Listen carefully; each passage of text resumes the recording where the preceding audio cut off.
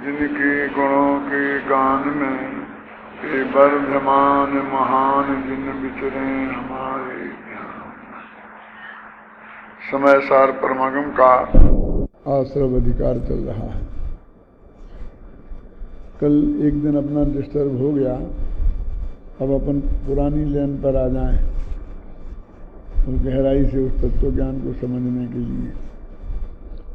अभी आप जो पाठ कर रहे थे वो 393 पेज निकालें जरा अभी।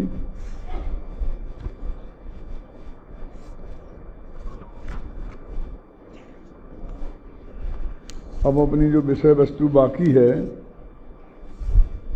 वो मैं आपको बताना चाहता हूँ। पेज नंबर 93 में है ना, ऊपर का दोहा, यहाँ से शुरू करेंगे अब अपन। ये पिछली प्रकरण में अपन पूरा बता चुके हैं, 2 बातें बाकी हैं वो मैं अभी आपको बता दूंगा। लेकिन अब यहाँ से शुरू होगा कि राग देश अर मोह ही केवल बंधक भाव, ज्ञानी के ये हैं नहीं ताते बंध अभाव। और फिर ये पूरा ये छंद है ना, कोशिश करेंगे 24 तक पहुँच जाएं अपन। 24 तक तो अपन पहुँचेंगे ही, शिविर में नहीं पहुँचेंगे तो शिविर के बाद अपन चालू रखेंगे, है ना। और इसको फिर मेरे ख्याल से 20 तारीख तक मैं यहाँ हूँ, तो 20 तारीख तक कंटिन्यूशन में चलाएंगे, तो इसलिए वो अपन करेंगे इसे पूरा। तो ख्याल में ना, अब ये प्रकरण है, अब पढ़ने में आपको सुविधा रहे इसलिए मैंने आपको बताया है। देखें, असलियत में एक बात तो इसमें बार बार ये आ रही है। सबके पहले मैं एक बात बता दूं कि अभी 31वीं गाथा पर शांति जी समझा रहे थे, बहुत बढ़िया। जिस प्रकार सुंदर आत्मख्याति को वो पढ़ाते हैं और मैं सुनता हूँ रोजाना, मुझे बहुत बहुत प्रसन्नता होती है। एक बात का विकल्प उसी वक्त मुझे सुनते वक्त आया था कि मैं सबको बता दूंगा, इसलिए बताता हूँ। उसमें कोई कमी है ऐसा नहीं आता है। ज्ञान स्वभाव आधियम मुरदि आधम, कि आत्मा को ज्ञान स्वभाव से अधिक जानते हैं। अब ये भाषा बड़ी अटपटी लगती है कि ज्ञान स्वभाव से अधिक जानते हैं का क्या अर्थ है। अंत में उन्होंने बताया था कि अधिक माने भिन्न, ज्ञान स्वभाव से भिन्न जानते हैं, ऐसा इसका अर्थ है। ऐसा ही है, लेकिन क्यों? अधिक का अर्थ भिन्न तो किसी डिक्शनरी में नहीं मिलेगा। फिर यहाँ पर अधिक का अर्थ भिन्न क्यों है, तो इस बात को मैं बताना चाहता हूँ। जैसे अपन लोग में कहते हैं ना कि 6 द्रव्यों में अनंत गुण हैं, किसी में कोई कमी नहीं है, बस अपने आत्मा में एक गुण अधिक है, उसका नाम है ज्ञान गुण। ये अधिक का अर्थ समझे ना। तो इस अधिक होने से इसकी हम उनसे भिन्नता पहचानते हैं। इस समस्त ज्ञेयों में अनंत गुण हैं और ज्ञान नामक जो आत्मा है उसमें भी अनंत गुण हैं, लेकिन एक गुण जो ऐसा है उन जो सब में नहीं है और आत्मा में उनसे अधिक है, इससे हमारी भिन्नता की पहचान का कारण बनता है। इसलिए अधिक का अर्थ यहां भिन्न है। क्या? और वो कहते अधिक जाने आत्मा ने, ज्ञान स्वभाव से अधिक जाने। ऐसा तो ज्ञान स्वभाव है और उससे थोड़ा जी ज्यादा, ऐसा नहीं। ज्ञेयों से आत्मा में क्या अधिकता है जिससे हम उसकी भिन्नता जाने, तो वो कहते हैं ज्ञान स्वभाव ये अधिक है, इससे तुम उसकी भिन्नता जानो। इसलिए ज्ञान स्वभाव से अधिक जाने आत्म को। ज्ञान स्वभाव आदियम मुरदि आदम। जैसे लोग में कहते हैं ना अपन कि भैया तुम्हें ऐसी क्या विशेषता है, ये सब जगह ही है। कोई भी चीज़ अपन बताते हैं, दिखाते हैं, तो कहते बाबू साहब केले दुनिया में ना हैं न हैं, जैसे होंगे भाई तेरे में क्या है, केले तो गली गली में है। ऐसा मेरे केले की ये विशेषता है, वो बताता है ना कुछ। इसलिए तुम लोग क्या हिंदुस्तान में सबसे बड़ी स्फटिक मणि की मूर्ति बताते हैं ना, विशेषता रत्न की मूर्ति, क्यों सबसे बड़ी बताने की क्या जरूरत है हिंदुस्तान में?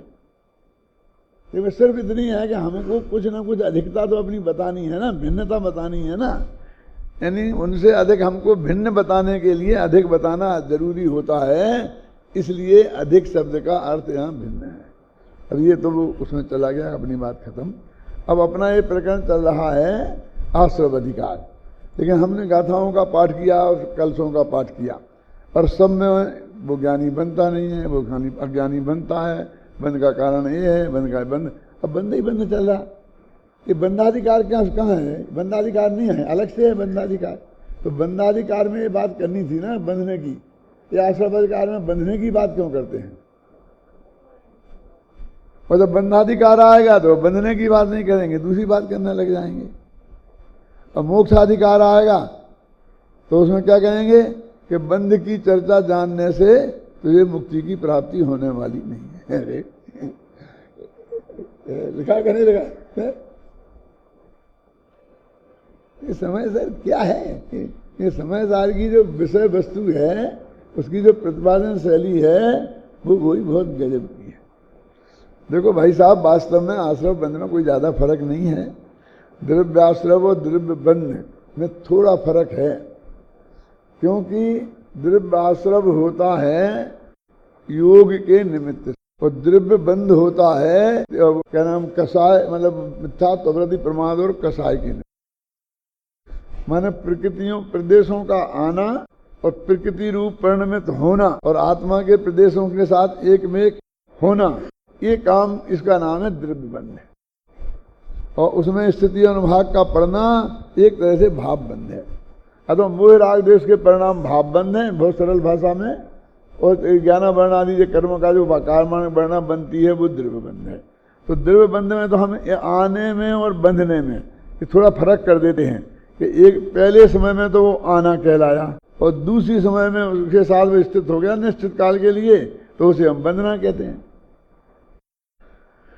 आना और रुकना ऐसा दो अंतर हो गया। वो रुकना संबर वाला रुकना नहीं, वो तो आना रुकना है। आना रुकना नहीं, आकर उसका वहीं ठहर जाना, इतना सा भेद है द्रव्य आश्रम में और द्रव्य बंध है। तो एक समय तो वो आश्रम हुआ जब आए, और फिर वो जितने काल तक के लिए वहाँ आत्मा के प्रदेशों के साथ इकट्ठे होकर रह गए, उसे अपन बंध बोलते हैं। ये स्पष्ट है, लेकिन भाव में तो अंतर ही नहीं है। अच्छे से पंडित नहीं समझा सकते। क्या परिभाषा है सबने?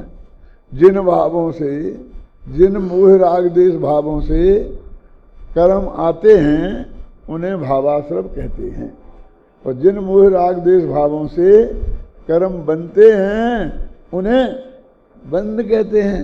अब वे हैं तो वे ही राग देश भाव, ऐसे भी कोई पर्टिकुलर नहीं है तो इनसे तो बनेंगे, इससे आएंगे, ऐसा उनका बाइफर्केशन अपन नहीं कर सकते हैं। वो ही राग देश भाव, समझे ना, वो राग देश भाव ही भावाश्रव हैं, वे ही भाव बंध हैं। इसलिए इनका जो अंतर समझाया जाता है वो द्रव्य की अपेक्षा समझाया जाता है। इसलिए जब यहाँ अपनी भाव की मुख्यता है तो फिर वो द्रव्य आश्रव और बंध को अलग करके समझाना आसान नहीं है।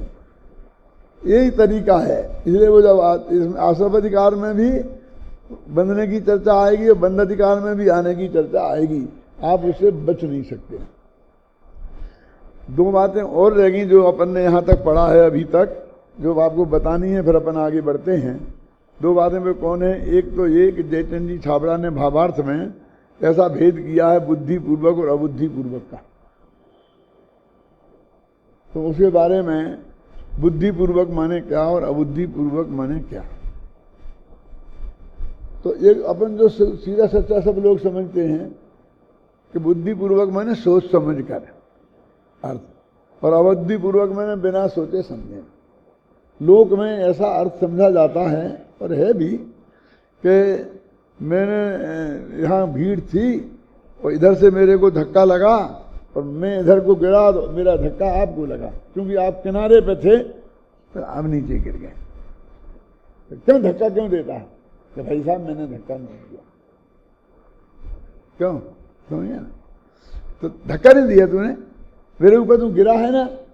हाँ, धक्का आपको लगा है वो मेरा ही लगा है लेकिन मैंने दिया नहीं है, तो ऐसे आदमी को बेकसूर माना जाता है कि नहीं? तो वो कहते थे अबुद्धिपूर्वक हो गया, माने मारने की सोच करके मैंने नहीं मारा, और मैंने सोच समझ के धक्का दिया हो तो अपन बोलते बुद्धिपूर्वक, वो उसका पूरा दंड मिलता है। क्यों?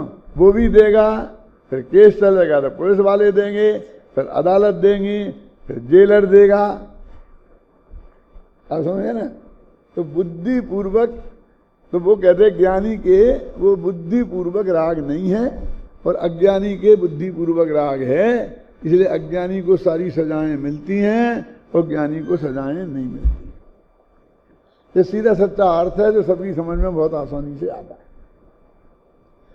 अब वो कहते हैं पांडे राजमल जी, वही अपना है कलश टीका वाले, कि वो जो राग अपने ज्ञान में आ जाए, ज्ञान में ज्ञात हो जाए, उसे बोलते हैं बुद्धिपूर्वक, और जिस राग का अपन कोई पता ना चले अब वो राग हो गया उसे बोलते हैं अबुद्धिपूर्वक। अब जो छठवें सातवें गुणस्थान वाले मुनिराज हैं और उनको मैथुन संज्ञा अथवा वो क्या नाम वेद का उदय 10 में अगर आगे गुणस्थानों तक होता है, 9 में तक होता है। आप समझे ना?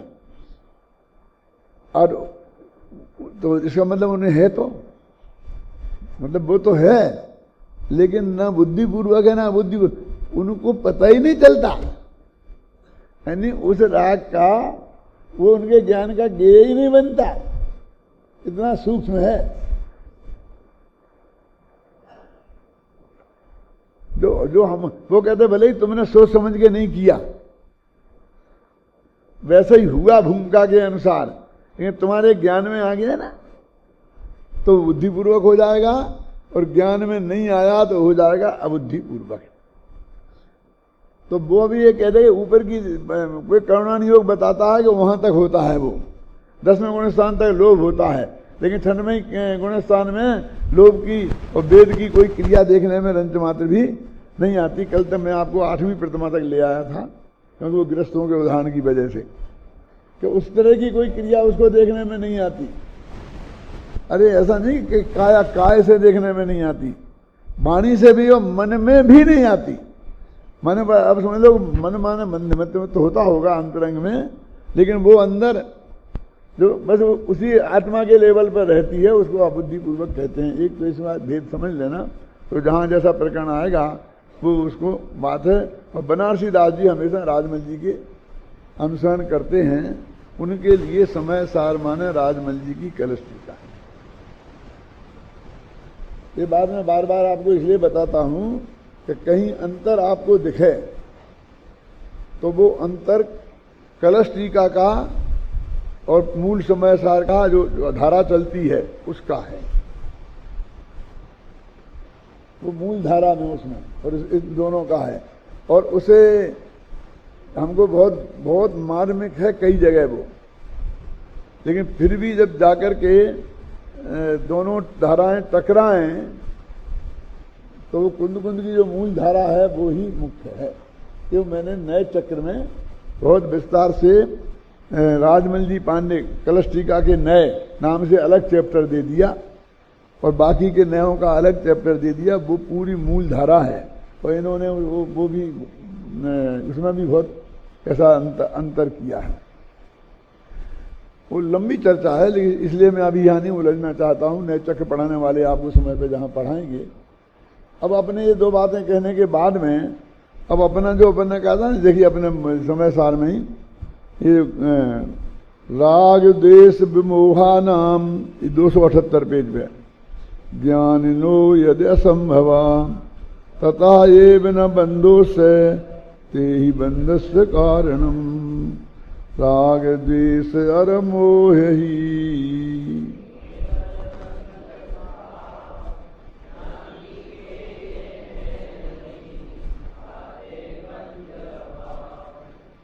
बस राग द्वेष और मोह ये ही बंध करने वाले भाव हैं और ये ज्ञानी के हैं नहीं, इसलिए ज्ञानी के बंध नहीं है। इसका छंद है। इस कलश को पीछे सारे प्रकरण का निष्कर्ष भी कह सकते हैं और आगामी गाथाओं का उत्थान का भी कह सकते हैं, क्योंकि अलग से तो कोई उत्थान का है नहीं गाथाओं की। माने अपन इतना समझ लो कि राग देश और मोह ही बंध के कारण हैं और ये ज्ञानी के असंभव हैं, है ना, और इसलिए ज्ञानी के बंधन नहीं है। ये निष्कर्ष है। अब इसके आधार पर अपन को आगे बढ़ना है। अभी राग देश और मोह ही बंधक भाव हैं, तो अपन ने कही थी ना कि कल तक अपनी चर्चा चलती थी बहुत विस्तार से कि भैया कर्म पहले तो बंधे तो तब बेकार है, आपको कोई डिस्टर्ब नहीं करते, और फिर सत्ता में पड़े रहे तो पृथ्वी के ढेले के समान है। अब उदय में आए तो वो बात चलती थी ना कि उदय में आए तो वे उपयोग के प्रयोगानुसार फल देंगे, मैंने बंधने का काम करेंगे। यदि उपयोग आपका उसमें नहीं है तो गए काम से, कभी वे खड़े रहेंगे फल देने को कि नहीं, वो तो उदय में आकर उनका खिरना अनिवार्य है, कोई उपाय नहीं है, वो तो खिरेंगे ही। जो समय साल में उसमें आता ना 72-73 का था में कि वे आश्रव अशरण हैं, उन कर्मों को कोई शरण नहीं है, उसके बाद वे एक समय नहीं रह सकते, वो कारमान वर्णा रूप परिणमित हो जाएंगे कर्म रूप से खिर करके।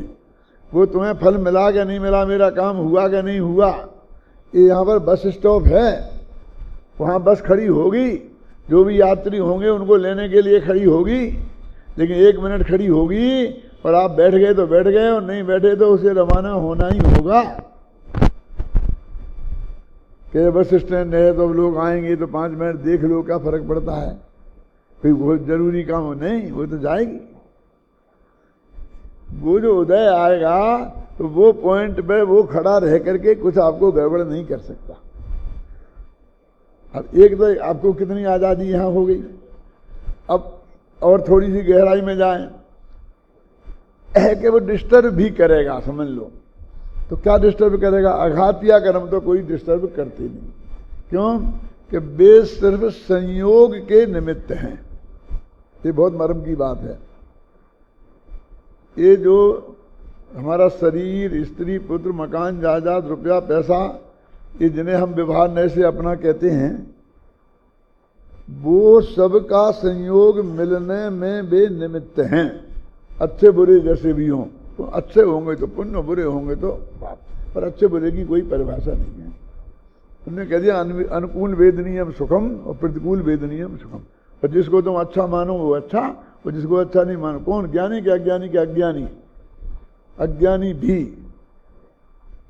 जिसमें तुम अनुकूलता का वेदन करो बस वो पुण्य के उदय से मिलेगा तुम्हें, और जिसमें प्रतिकूलता का वेदन करो वो समझ लो पाप के उदय से मिला। बस इतनी सी बात है। वो चीज में, उस चीज में कुछ नहीं पुण्य पाप। ठंडी हवा का झोंका आया और आपको सर्दी जुकाम है, सर्दी लग रही है, तो आपने प्रतिकूलता का आया तो हमारे लिए पाप का उदय है, और तुम्हें लगा अच्छा मजा आ गया, तो तुम्हारे लिए वही हवा पुण्य का उदय है। अब वो ठंडी हवा पुण्य के उदय से आती है पाप के उदय से? कोई व्यक्ति पे भी निर्भर है, काल पे भी निर्भर है, क्षेत्र पर भी निर्भर है, वो ऐसा कोई नहीं है। इसलिए उसके डिटेल में नहीं जाना। इसलिए तो दोनों को कहा। अब अपनी बात यह है कि आघातिया कर्म से संयोग मिल गए, वे तो आगे खड़े हो जाएंगे। अब हर संयोग को भोगना तुम्हारे लिए जरूरी है, और होता तो कितनी दिक्कत हो जाती है। 96,000 पत्नियां मिलेंगी चक्रवर्ती को, भोगना जरूरी है। क्यों? 10 मोटर कारें मिल गई तो 10 में रोजीना तो एक साथ बैठना जरूरी है, संभव है। ये संयोग तो कितना ही मिल सकते हैं सुरेश भाई, और हर एक का भोग संभव है क्या? तो वे तो निरर्थक ही गए ना, उतने मिल गए तो निरर्थक ही जाए हैं ना। आपने 10 गाड़ियां मेरे लिए खड़ी कर दो, एयरपोर्ट पर 10 गाड़ियां पहुंच जाएं लेने के लिए, मैं क्या करूं? अब 10 में बैठूं? मैं तो एक में ही आऊंगा, और लेकिन वो 10 पहुंचेंगी तो मेरा पुण्य 10 गुना खर्च हो गया। क्यों? 10 गाड़ियों का पुण्य खर्च हो गया, पैसे थोड़ी आ जाएंगे।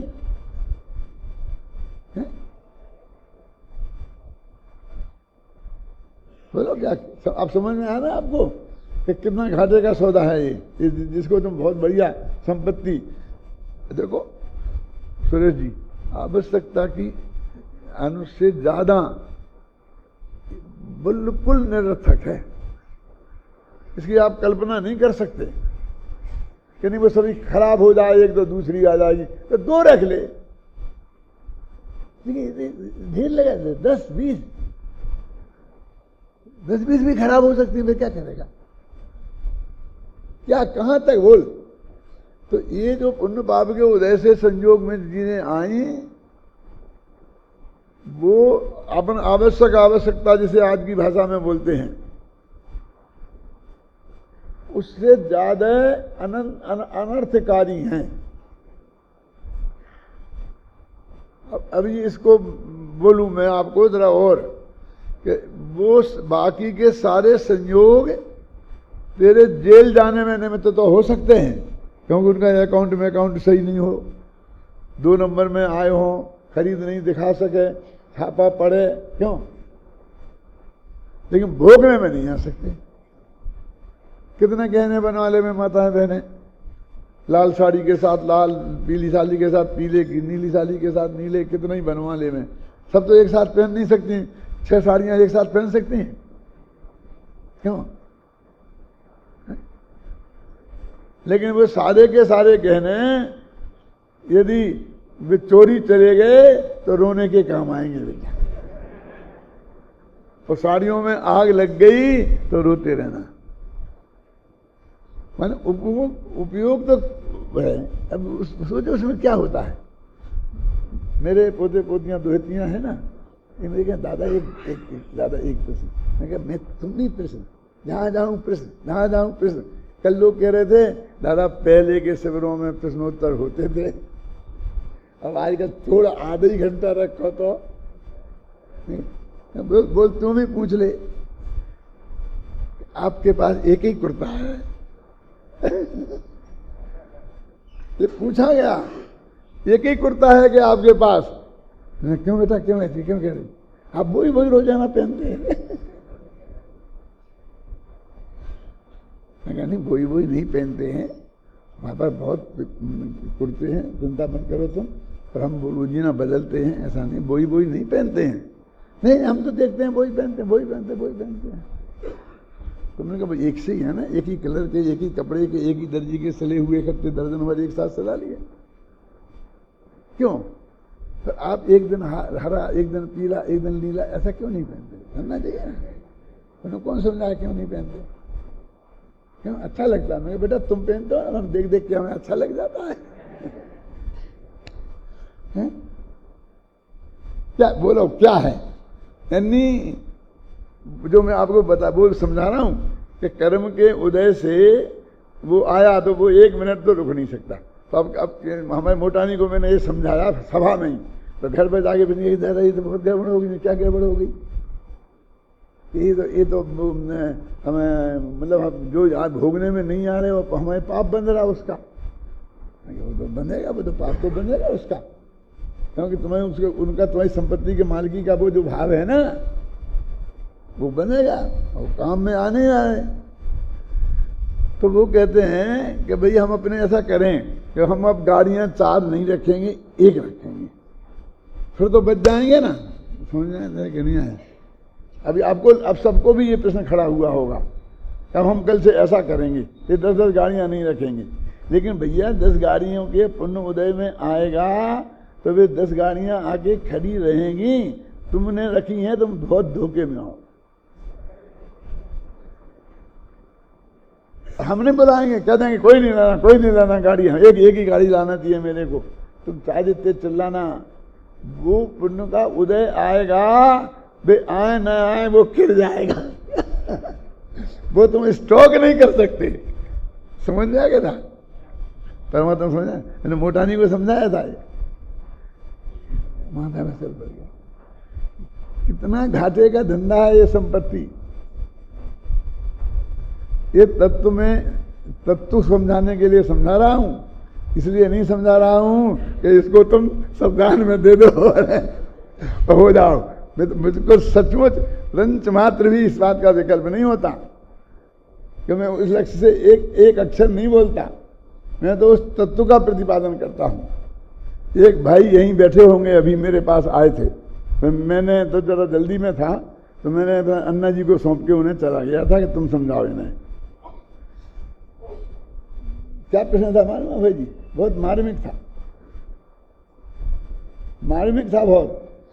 कि साहब वो आपने बताया वो भरत चक्रवर्ती का फलाने का ये का इसका इसका इसका, अब वो उदय आता है बंद होता है, इतना इतना सत्ता में रहता है, ये सब बताया। तो उसमें ऐसा नहीं लगता है कि जैसे आप ये कह रहे हैं कि वो इसमें फर्क नहीं पड़ता, माना अंदर की परिणति से बंद होता है, उससे कोई मतलब नहीं। वो तो पुण्य के पाप के उधर संयोग आएगा, आप उसे रोक नहीं सकते। मैंने बोला ना 10 कारें आपके आएंगी तो वे आएंगी, आप वो पाप का पुण्य का उदय खड़ा नहीं रहेगा। तो बोले इसमें ऐसी मतलब विषय भोग के पोषण की बात नहीं आती। अब हमको देखने नहीं जागना चाहिए, ये बताना चाहिए चक्रवर्ती रहता तो रख गए, चक्रवर्ती यदि परिग्रह रखे तो ये बताना चाहिए, तो वो भी बताते हैं। लेकिन हमें ये कहते हैं कि वो इस रास्ते पर चढ़ता है कि मैं छोड़ दूंगा, लेकिन वो है नहीं ना उस। तो ये तथ्य जो परम तथ्य, इतनी बारीक बात हम आपको समझाने की कोशिश कर रहे हैं, वो बंद कर दें। तुम्हें इतना सा डर लगता है कि उसका पोषण हो जाएगा। हमें कह रहे हैं कि इतना परिग्रह रहने से वो तुम्हें बंद नहीं हो रहा, उसमें उपयोग में प्रयोग होगा। वो 10 गाड़ियां खड़ी हैं, बेटा बैठोगे क्यों, लेकिन तुम 10 गाड़ियों के रखने का भाव है ना, वो बंद का कारण है। समझ गए आप? तो हम ये बताएं कि नहीं बताएं?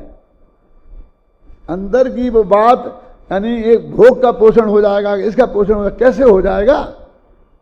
समझदार को तो नहीं होगा, और ना समझ को हो जाएगा तो अब क्या करें? उसने तो टोडरमल जी ने कितना बढ़िया लिखा कि क्या होगा, थोड़े शुभ से अशुभ में चला जाएगा, जो स्वर्ग में नहीं जाएगा तो नरक में जाएगा, क्या फर्क पड़ता है, रहेगा तो संसार के संसार में ही। मैं तो उतना भी नहीं कहना चाहता हूं, क्यों जाएगा कैसे नरक में स्वर्ग में? वो तो आया है ना निगोद से निकल के 2000 वर्ष को, तो 2/3 काल रहना है उसे स्वर्गों में, और बंथर रहना है नरकों में, और वो कुछ अधिक में त्रंच में रहना है। वो तो सब नक्की है, काय को माथा मारते हो क्यों? अब उसके लिए जो ये तत्व की गहरी बात है, ये नहीं कहे क्या? क्यों? तो मैंने कहा ऐसा कुछ नहीं होने वाला है, ये तो संयोग में तो जो आएगा वो आएगा, हम नहीं रोक सकते। हम तो उससे कितने अलप्त रह सकते हैं वो सोचो। आया तो बहुत बढ़िया, नहीं आया तो बहुत बढ़िया, उसमें क्या फर्क पड़ना है? क्या है?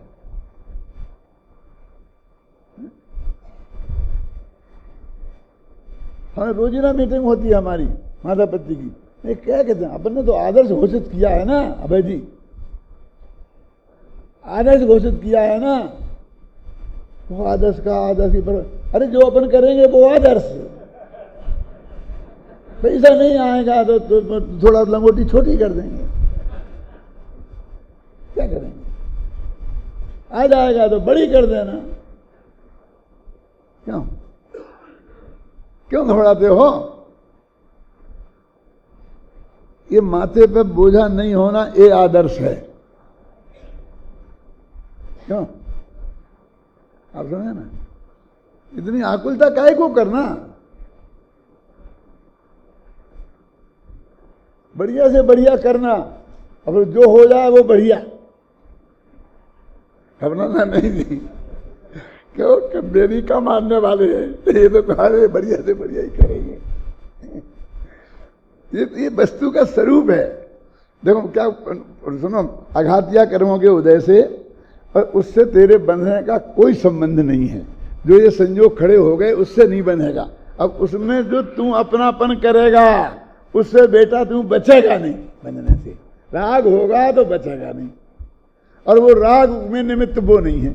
वो तो बहिरंग निमित्त है। अंतरंग निमित्त तो वो मोहिनी कर्म का उदय है, घातिया कर्म का उदय है। समझना बहुत मार्मिक बात, ये अघातिया कर्म का उदय जो है ना, क्या ये तो इन संयोगों में निमित्त है, इसमें तुम फोर फार कर ही नहीं सकते हो। कैसी गजब बात है, जिसमें हम कुछ कर नहीं सकते उसमें हम करने के विकल्प में 24 घंटे रहते हैं, और जिसमें हमारा कर्तृत्व आचार्यों ने स्वीकार किया है शुद्ध नय से भी, परम शुद्ध निश्चय से नहीं, निर्मल भावों का करता है ना शुद्ध नय से भगवान आत्मा। क्यों? एक देश शुद्ध नय से और साक्षात शुद्ध नय से, उनका तू करता है, वहां कुछ करने की सोचता नहीं। नय निश्चय नय से है अभय जी के नहीं, और ये जांच बिल्कुल नहीं, तेरे अनुसार है ही नहीं। युगल जी का बहुत अच्छे एक व्याख्यान में आया है कि मैंने सुना था कि ये जो संयोग सब कर्माधीन है। टोटमल जी ने लिखा था समूह चिट्ठी में, मिलना तो कर्माधीन है। अभी छोड़ो उसको, हमें क्या लेना देना उससे। मिलेंगे तो मिल लेंगे, नहीं मिलेंगे तो नहीं मिलेंगे। क्यों? यही है ना, ना हमें मिलने में ऐतराज है, ना हमें नहीं मिलने में ऐतराज है। ये संयोग का तो बिल्कुल ज्ञाता दृष्टा रहना ही धर्म है? जो होगा हम उसे के जानन हारे और देखन हारे हैं। यदि जानन हारे और देखन हारे रहे तो हमें तत्संबंधी बंध नहीं होगा, नहीं होगा और नहीं होगा। और सम्यक दृष्टि वो है, बस मात्र ज्ञाता दृष्टा है, इसलिए वो बंधे नहीं है। अभी इसमें मैंने बहुत पढ़ा है, और वो हिसाब किताब लंबा चौड़ा लगाना पड़ता है कि वो उदय में आएगा। अब कौन, अब वो उदय में आएगा और खिर जाएगा, ऐसा होगा वैसा होगा। अब वो कौन सा कर्म? क्योंकि क्षयोपम सम्यक दृष्टि के सत्ता में मिथ्यात्व अनंतानुबंधी भी पड़ा है। क्या? और बंधा है, बन तो नहीं रहा अभी, पहले का बंधा हुआ था। वो सब इसमें कलश हैं, अभी आएंगे, मैं पढ़ूंगा। देखो मैं अभी थोड़ा पढ़ के बता देता हूं, पिछले में आ गए हैं। जो पूर्व में जो द्रव्य प्रत्यय बंधे थे वे सभी निज काल पाकर उदित होंगे सुप्त सत्ता में अभी। यद्यपि वे हैं अभी पर राग देशा भाव से अंतर अमोही ज्ञानियों को बंद होता है नहीं। माने उनको एक मिनट भी नहीं रुकेंगे जो सत्ता में पड़े हैं। यदि रुक जाते तो अच्छा रहता ना। क्यों? अरे रुक जाते तो अनंत काल तक फेरते। अब आएंगे तो निकल जान दो ना। संबंध दर्शन कायम रहे। संबंध दर्शन कायम रहे माने क्या? बहुत बड़ी कोई चीज नहीं कि त्रिकाली ध्रुव में अपनापन और बाकी के सब संयोग और संयोगी भावों में अपनापन का अभाव, इसका नाम है सम्यक दर्शन। और ये श्रद्धा के लेवल का कायम रखना है, क्रिया के लेवल पे नहीं, वाणी के लेवल पे नहीं, मन के लेवल पे भी नहीं। ये तो श्रद्धा के लेवल पे कायम रहेगा तो ये आएंगे और उदय में आके खिर जाएंगे। तो कैसे हो सकता मिथ्यात्व का उदय आए और मिथ्या दृष्टि जीव ना हो? अनंतानुबंधी का उदय आए और अनंतानुबंधी जीव में पहले गुणस्थान में नहीं आया, दूसरे में नहीं आया, कैसे हो सकता है? अब इसे हम लड़ते रहते हैं दिन भर, ये क्या चक्कर है? सोचते रहते हैं, रास्ता निकालते हैं क्या है। फिर उदय में आके खिरता रहे हो, तुम्हें कोई मतलब नहीं है। हमने खूब अन्ना जी से चर्चा कर करके और सांसी समझ के निकाला है, वो आपको बता रहे हैं सब कि क्या होता है कि जो अनंतानुबंधी कसाय है ना, वो क्षय सम्यक दृष्टि की, वो अप्रत्याख्याना वर्ण में बदल जाती है और उदय में आके खिल जाती है। अरे भाई नहीं खिलना उपाय नहीं है क्या? अब वो मतलब पंचम गुणस्थान होगा तो पंचम गुणस्थान वाला तो ही क्षय सम्यक दृष्टि हो सकता है ना शांति जी। तो वो पहले अप्रत्याख्यान में बदलेगी, फिर अप्रत्याख्यान प्रत्याख्यान में बदलेगी और उदय आके वहां खिर के निकल जाएगी। और थे संबंध इसी तो छठवें गुण स्थान में भी होता है, तो वहां क्या होगा? अनेकांत करना है? वो संतुलन में बदल जाएगी, वहां से निकल जाएगी। कितनी बढ़िया व्यवस्था है तेरे तेरे पक्ष में। और वो धीरे धीरे माल खत्म उदय काल आता रहेगा, खिलता रहेगा, और वो निरंतर तुम हल्का होता रहेगा, और उसका फल, उदय का फल तुझे भोगना नहीं है। उदय भी आ गया और भोगना भी नहीं पड़ा। कसाओं का तो ऐसा हो जाएगा, लेकिन मिथ्यात्व का क्या होगा? इसीलिए तो सेवसम संबंध दर्शन है। घबराते क्यों हो? वो जो सर्वघाती प्रकृतियां हैं वो देशघाती में कन्वर्ट हो जाएंगी। घाती का उदय होगा और वो निकलती जाएंगी, और तेरा संबंध कायम रह जाएगा। तो पूरा माल खाली हो जाएगा अंदर से, और तुम संबंध के संबंध से बना रहेगा। क्या क्या देखो, जो उदय भी आएगा, लेकिन उसकी एक प्रक्रिया है। तुझे तो सिर्फ अकेली क्या कायम रखना है? तो अनुभूति। अरे अनुभूति तो भैया तुझे 6 महीना में एक समय में एकाध समय को होगी, है ना? इतनी नहीं है कि तू बार बार उसमें चला जाएगा। तू उसकी ज्यादा फिक्र मत कर। तू तो अपनी उस श्रद्धा को संभाल, उस ज्ञान को संभाल कि जिसमें ये मैं नहीं हूं, इसका ये करता धरता मैं नहीं हूं, ये कायम रख तू। ये 24 घंटा तेरे ज्ञान में उपयोग। मैंने कल परसों कहा था कि ये सामायिक के काल में थोड़ी रहती है, भोग के काल में भी ये बात कायम रह सकती है कि नहीं, रहती है कि नहीं ज्ञानी की। इसका नाम है ज्ञानी के ये है नहीं ताते बंद भाव। और द्रव्याश्रम कर निकल के जा रहे हैं, और वो भाव नहीं है बस में था तुमको।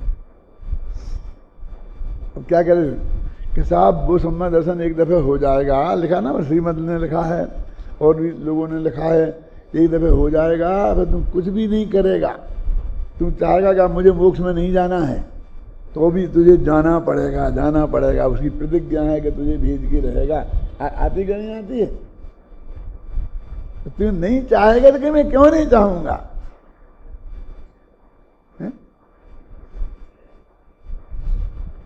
बस तुझे को कुछ नहीं करना है बचाव के लिए, सिर्फ उसमें से जो अपनापन तेरा टूट गया है, पर वही टूटे रहने देना है। तो मेरी गृहस्थी नहीं बिगड़ जाएगी। यही तो दिक्कत कह रहे हैं कि ऐसे लोगों की टूट गई, करोड़ों वर्ष तक टूटी रही, और उनकी गृहस्थी बहुत बिगड़ी नहीं। जैसे तुम बिगड़ने का तुम्हें डर है, वो उससे कई गुनी अच्छी चली, है ना? वो एक मैंने कभी सुनाया था, वो एक थी, कोई सामने दृष्टि आई थी, तो वो उसका पति मेरे से क्या कहता था कि वो जब से इसे सम्मान दर्शन हुआ तब से हाथ में से लोटा गिर जाता है, और रोटी जल जाती है, चाय उबल जाती है। जब से हालत खराब हो गई है सम्मान दर्शन हुआ है। हाँ, तो यहाँ इनके यहाँ की बात है। हाँ, तुम भी जयथल में थे क्या तुम? सच्ची घटना है। जयथल एक गांव है कोटा के पास, वहाँ एक धर्मचंद जी पंडित जी एक रहते हैं अपने, उनने एक कोई विधान किया था, तो वो उनका सबसे प्रेम था। तो हमको भी ले गए, बाबू भाई को भी ले गए, युगल जी को भी ले गए, सब लोग हम वहाँ पहुँच गए। छोटा सा गांव, और गांव में सब विरोधी थे। गांव वालों ने क्या किया कि सारे रास्ते तो खराब थे ही, कच्चे, तो उन्होंने नहरें खोल के पानी करके, वो काली मिट्टी थी, तो सारे रास्तों में वो पानी डाल दिया, तो हम वहां से निकल नहीं सके। ऐसे सामान अपने हाथ में ले लेके वो कीचड़ में पैदल चल चल के निकले। हाँ बाबू भाई, ऐसा फंसा था, वहां फंसे थे। है अभी गांव देख के आना, नाम है जयथल, जय स्थल, जीत का स्थान। वहां वो एक बहन आई थी, जिस सम्मान बहन, तो वो तो घूंघट डाली थी इतनी लंबा, और वो पति उसकी गीत बता रहा था, महिमा गा रहा था। तो ये प्रचार हो रहा था बहुत तेजी से कोटा एरिया में सब जगह, कि युगल जी ने उसे कन्फर्म कर दिया कि वो सम्यक दृष्टि है। अब हम वहां थे, तो वो सब सुना रहा था, और सब तीनों जने शांति से सुन रहे थे। अब वो तो 2 महापुरुष थे, युगल जी साहब और बाबू भाई साहब, तो बिल्कुल वैसे बैठे रहे, लेकिन मेरे से तो नहीं रहा गया। तो मैंने उनसे कहा, भाई साहब यदि वो हाथ से एक लोटा छूट जाता है, ऐसा हो जाता है, तो किसी न्यूरोलॉजिस्ट को दिखाओ। ये पार्किंसंस नाम की बीमारी होती है, वो होगी, समझे ना। तो वो तो एकदम भड़क गए और उसमें भड़क गए वो, और वो अंदर से घूंघट में से आवाज आई कि एक प्रश्न है कि किसी सम्यक दृष्टि को कोई मिथ्या दृष्टि पहचान सकता है क्या? समझ में आया कि नहीं आया? आप लोग यार समझ में आया कि नहीं आया कि तुम सब मिथ्या दृष्टि लोग बैठे हो? अब एक सम्यक दृष्टि को कैसे पहचानोगे?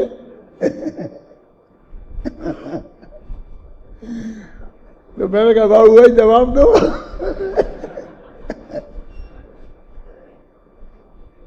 जयगल जी साहब बोलो। वे तो चुप रहे। मैंने कहा भाई आपके नाम से चल रहा है कि आपने सर्टिफाइड किया है तो आपने तो पहचान लिया है, आप बताओ। ये मैंने पूछा वहीं सबके सामने ही, 10-20 आदमी बैठे थे, ये भी बैठे होंगे, एक गवाह यहाँ बैठे हैं कमल चंद जी वहाँ पड़ावा वाले, ये भी थे। बहुत पुरानी बात है, कितने 40 साल हो गए होंगे। अब देखो बाबू भाई को गए 27 वर्ष हो गए, और 30 से पुरानी तो होगी ना। अरे हमारा सब सामान जवाहरलाल ने अपने कंधे पर लादा, विद्या वाले ने, और हम लोग ऐसा हाथ पकड़ पकड़ के उतने कीचड़ में तित्ते में से निकले, मुश्किल से ऐसे निकले थे उस गांव में। तो भाई साहब वो युगल जी ने कहा उसी सबक पे, समझे ना। वे गवाह के लिए वे भी आज मौजूद हैं कि मैंने तो ऐसा कहा था, जो आई ने सुनाया बार बार कहने हो गया हो गया हो गया। मैं कहा हो गया तो अच्छी बात है, हम बधाई देते हैं। क्यों? सम्मान दर्शन हो तो कौन देगा फिर बधाई? शादी हो, विवाह हो तो हजारों लोग मिलेंगे बधाई देने वाले। इस काम के लिए तो हम ही अधिकारी हैं, तो हम बधाई देते हैं। लेकिन बहन जो तुम्हें विकल्प आए हैं वो विकल्प सम्य दृष्टियों के ऐसे नहीं होते। क्या अर्थ है इसका, समझ में आई आपको? ये जो लक्षण जो चिन्ह हैं वो सम्य दृष्टियों के नहीं हैं जो तुम बता रहे हो। तो उसमें तो उन्होंने इनकार किया, लेकिन उसने वो सेकंड पार्ट तो हटा दिया और फर्स्ट पार्ट रखा गया, उन्होंने हमें बधाई दी।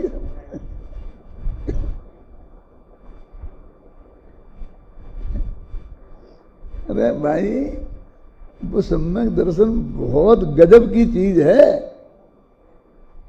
वो कोई ऐसा नहीं है कि वो सींग निकल आते हैं। वो तो श्रद्धा के लेवल पर जो उसका अपनापन टूटा संयोग और संयोगी भावों में, उसका नाम है क्या? सम्यक दर्शन। और वो कायम रहता है और भरत चक्रवर्ती जैसा जीवन रहता है तो भी। वो तो मैंने बता दिया था क्यों रहता है, क्योंकि वो जो गया है चक्रवर्ती का, वो तो वो गया है कि जो मन वचन काय में आता ही नहीं था। वो अबुद्धिपूर्वक अंदर मन में जो इतना बड़ा पाप था वो गया है, और जिसकी वजह से ये सारा होता है। अप्रत्यक्षाना वर्ण कर्म का काम है। क्यों कि शादी नहीं करना, 96,000 घर में रखना, अनुव्रत नहीं लेना, ये अप्रत्यक्षाना वर्ण कर कसाय का काम है। ये अनंतानबंदी का कसाय का काम नहीं है। अनंतानबंदी कसाय का काम तो जो था वो गया, अब वो तो तुम्हें दिखता ही नहीं है। बस स्थिति ये है। समय ज्यादा हो गया क्या? अभी मेरे ख्याल से 5 मिनट बाकी हैं। कौन सा? हाँ वो भी कहलवाना चाहते हैं। जब कोई नहीं बोला तो मैं बोला बहन एक बात बताओ कि किसी सम्यक दृष्टि को मिथ्या दृष्टियों के सर्टिफिकेट की जरूरत होती है क्या? आपको क्यों युगल जी के सर्टिफिकेट की जरूरत पड़ी? आप हमसे क्यों कन्फर्म कराना चाहती हैं? जैसे कोई मिथ्या दृष्टि पहचान नहीं सकते हैं तो सम्यक दृष्टियों को भी उनके सर्टिफिकेट की क्या जरूरत है? इसको एक प्रदर्शन की क्या जरूरत है? ज्यों निधि पाकर निज वतन में गोप्त रहे जन भोगते, त्यों क्यों ज्ञान निधि पा ज्ञानी जन भी गुप्त रहे कर भोगते, भोगो ना गुप्त रहकर। फिर उसके बाद मुझे बरसों तक वो बहन नहीं दिखाई दी कहीं। फिर जब इंदौर में शिविर हुआ था ना शांतिनाथ वो धर्मशाला में कांच के मंदिर के पास, उसमें वो आई थी शिविर में 2-4-5 दिन रही। एक दिन मेरे पे बोली, पंडित जी आपने मुझे पहचाना? मैं कहा ध्यान नहीं आ रहा है कहीं, ध्यान नहीं आ रहा है कहीं। तो बोले मैं वही हूँ जो पंचायत में मिले थे। मैंने कहा अच्छा अच्छा बहन कैसे पहचानते, तुम तो घूंघट में थी।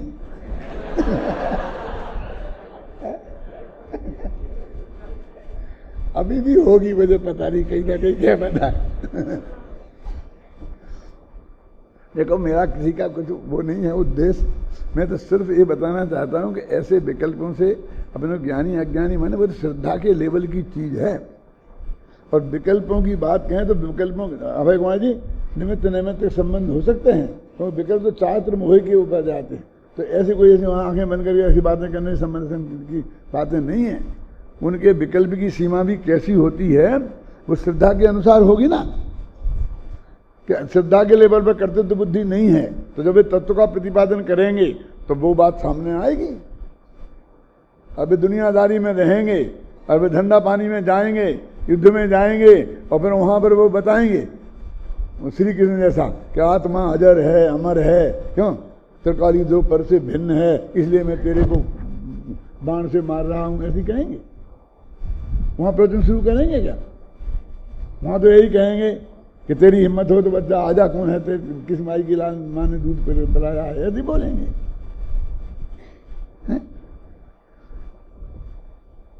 आप मेरा मतलब समझ में आया ना? वो जो उनकी श्रद्धा के लेवल पे कायम रहेगा। सचमुच हम श्रद्धा का स्वरूप नहीं समझते, इसलिए हम जो ज्ञान के, अब शास्त्रों में भी क्या करें हम, ज्ञान मुख से श्रद्धा का वर्णन है, क्रिया मुख से श्रद्धा का वर्णन है। अब हमने सम्मान दृष्टि के पहचान के चिन्ह, शास्त्र में तो प्रसन्न सम्वेग आस्तिक को अनुकंपा लिखी है। आस्तिक माने क्या है? कोई भगवान आत्मा क्या की प्रतीति थी, इनका ही सही स्वरूप नहीं समझते हैं। अब हमने आंखें बंद करके और ऐसा बोलना हो तो काली दो, ऐसे लक्षण मान रखे। ये तो कुछ नहीं है, ये तो डट के कोई भी बोल सकता है, उसमें क्या है? इससे कुछ नहीं है।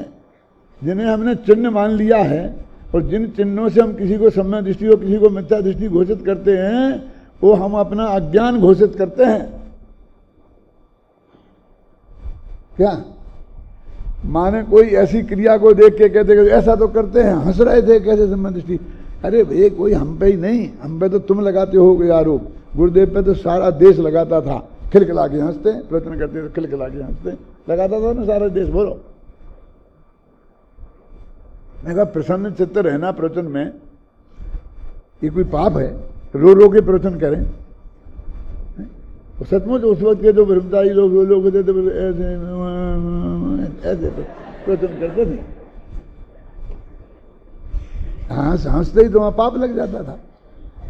हासरी कसाय है तो पाप ही है, लेकिन महापाप तो चल रहा है राग देश के।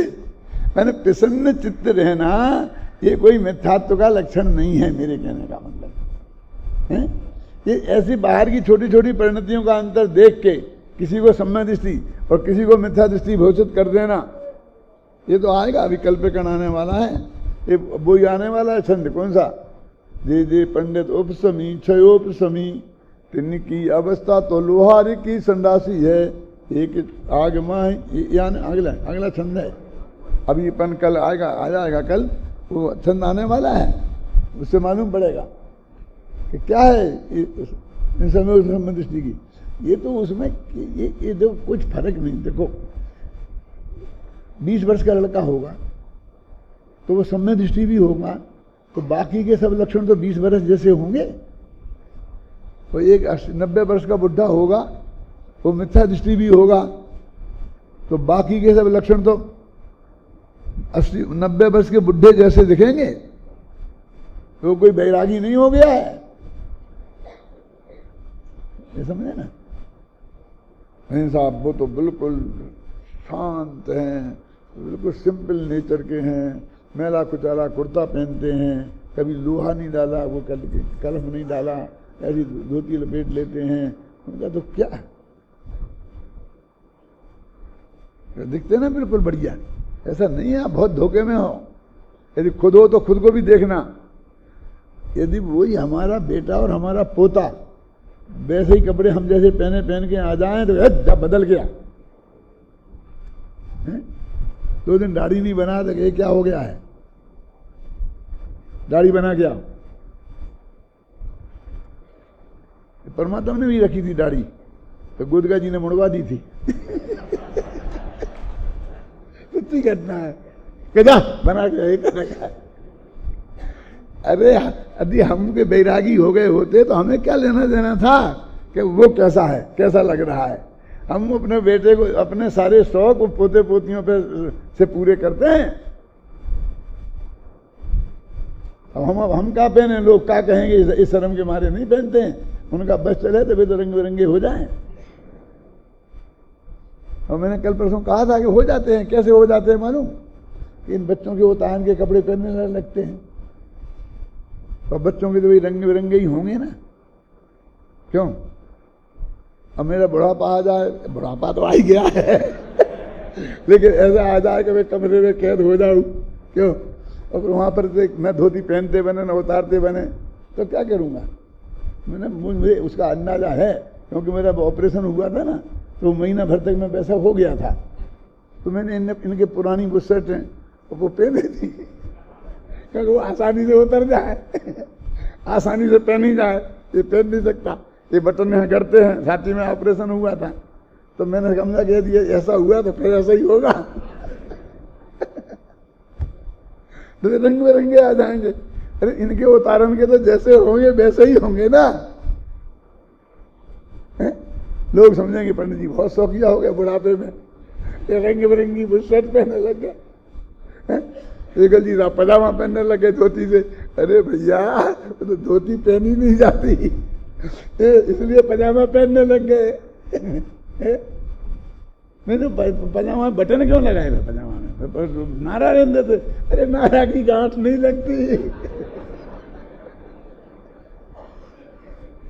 तो हम ऐसी जो हमारी जो विषय विरक्ति देख करके, और हम कोई बहुत ज्ञानी धर्मात्मा हो गए, इस धोखे में मत रहना। इससे कुछ लेना देना नहीं है। अंतरंग की वो जो सम्यक दर्शन है वो श्रद्धा के लेवल की चीज है। उसकी पहचान का चिन्ह बाहर में भी प्रसंग सम्वेग अनुकंपो रास्तिक का बताया है। अरे तुम्हारा प्रसंग सम्वेग बाहर का नहीं काम आता है। वो तो वो ऐसा है जिसका उससे अपना भाव हो सम्यक दर्शन से। ये दुनिया का प्रसंग सम्वेग जिसे तुम समझते हो वो नहीं है। उसको हमें गहराई से पहचानना चाहिए।